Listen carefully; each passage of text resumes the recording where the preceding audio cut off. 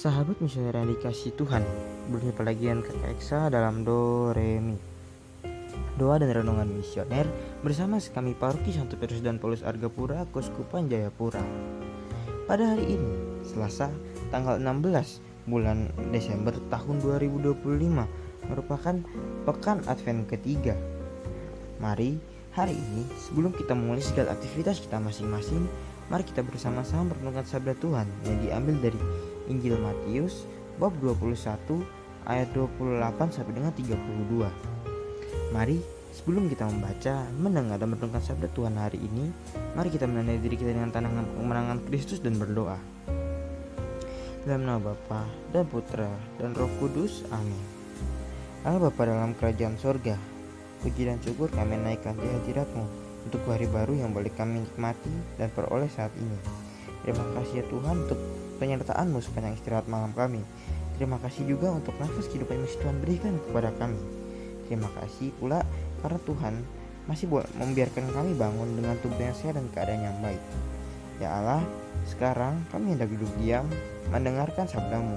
Curahkan Roh Kudus-Mu ke dalam diri kami, agar setiap sabda yang kami dengar dan kami renungkan mampu kami laksanakan dalam tugas dan keputusan kami sepanjang hari ini. Ya Allah, terpujilah nama-Mu, Bapa, Putra dan Roh Kudus, kini dan sepanjang segala masa. Amin. Tuhan beserta kita sekarang dan selama-lamanya. Inilah Injil suci menurut Matius. Dimuliakanlah Tuhan. Yesus berkata kepada imam-imam kepala dan pemuka-pemuka bangsa Yahudi, "Bagaimana pendapatmu? Ada orang mempunyai 2 anak laki-laki. Ia pergi kepada yang sulung dan berkata, 'Anakku, pergilah bekerja di kebun anggur hari ini.' Jawab anak itu, 'Baik Bapa,' tetapi ia tidak pergi. Lalu orang itu pergi kepada anak kedua dan berkata demikian juga. Dan anak itu menjawab, 'Tidak mau.' Tetapi kemudian ia menyesal lalu pergi juga. Siapakah di antara kedua orang itu yang melakukan kehendak ayahnya?" Jawab mereka, "Yang kedua." Maka berkatalah Yesus kepada mereka, "Aku berkata kepadamu, sesungguhnya pemungut-pemungut cukai dan pelacur-pelacur akan mendahului kalian masuk ke dalam kerajaan Allah. Sebab Yohanes Pembaptis datang menunjukkan jalan kebenaran kepada kalian, dan kalian tidak percaya kepadanya. Dan meskipun kalian melihatnya, namun kemudian kalian tidak menyesal, dan kalian tidak juga percaya kepadanya." Demikianlah sabda Tuhan. Terpujilah Kristus. Sahabat misioner yang dikasih Tuhan, pada bacaan Injil hari ini, Yesus menyampaikan perumpamaan tentang 2 orang anak yang dimintai oleh ayahnya untuk pergi bekerja di kebun anggur. Anak pertama awalnya mengatakan iya, namun akhirnya ia tidak melakukannya. Dan anak kedua dengan rasa malasnya ia mengatakan tidak mau, namun dia menyesal dan akhirnya ia melakukannya. Melalui perumpamaan sederhana ini, Yesus mengungkapkan kebenaran yang tajam. Yang terpenting bukanlah kata-kata, melainkan ketaatan yang nyata. Yesus menggunakan perumpamaan ini untuk menegur para imam, kepala, dan tua-tua bangsa. Mereka merasa diri benar, taat, dan cukup religius, tetapi tidak mau bertobat ketika Yohanes Pembaptis datang menyerukan pertobatan. Sebaliknya, para pemungut cukai dan perempuan berdosa yang dianggapnya gagal malah membuka hati, mau menyesal dan mau mengubah hidup mereka menjadi lebih baik. Mereka seperti anak kedua yang mungkin salah di awal, tapi akhirnya memilih melakukan kehendak bapaknya. Injil ini sangat relevan bagi kita, terutama dalam masa Advent ini.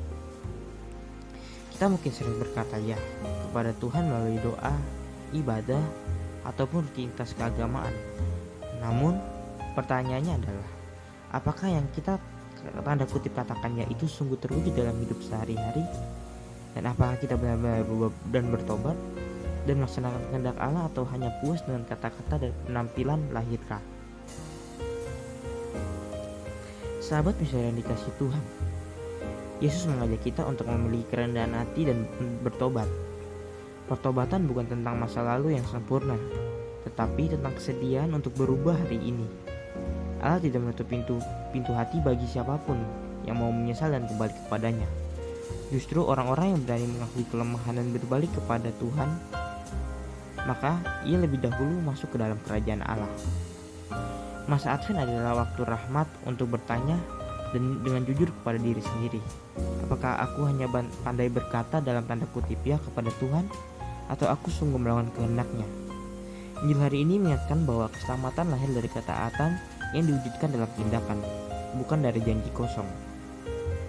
Pertanyaan reflektif bagi kita, dalam hidupku ini, apakah aku lebih sering menjadi anak yang berkata ya tapi tidak melakukannya, atau anak yang menyesal lalu berubah menjadi lebih baik? Dan bentuk pertobatan nyata apa yang Tuhan minta dariku pada masa Advent ini? Segala jawaban atas pertanyaan itu ada dalam diri kita masing-masing. Mari kita senantiasa menghadirkan Allah dalam setiap langkah hidup kita, dengan segala keberadaan kita, serta kita dapat memberikan kasih dan kebahagiaan kepada semua orang. Amin. Mari, sahabat misioner yang dikasihi Tuhan, kita bersama-sama untuk permenungan hari ini dengan bersama-sama berdoa, doa anak misioner Indonesia. Doa anak misioner Indonesia, dalam nama Bapa dan Putra dan Roh Kudus. Amin. Tuhan Yesus, Engkau diutus Bapa menjadi berkat bagi dunia dan menjadi juru selamat bagi manusia. Utuslah kami anak-anak dan remaja misioner di Indonesia untuk menjadi sahabat yang kuat bagi yang lemah, sahabat yang rela berkorban bagi yang menderita payah, sahabat penghibur bagi yang sakit dan gelisah. Tuhan Yesus, kami pun ingin menjadi utusan-utusan kecil-Mu, teman setia bagi yang tersingkir dan terlantarkan, teman bicara bagi yang kesepian dan terlupakan, sahabat gembira bagi yang sedih dan susah, sahabat penuh penghargaan bagi yang tak dicintai.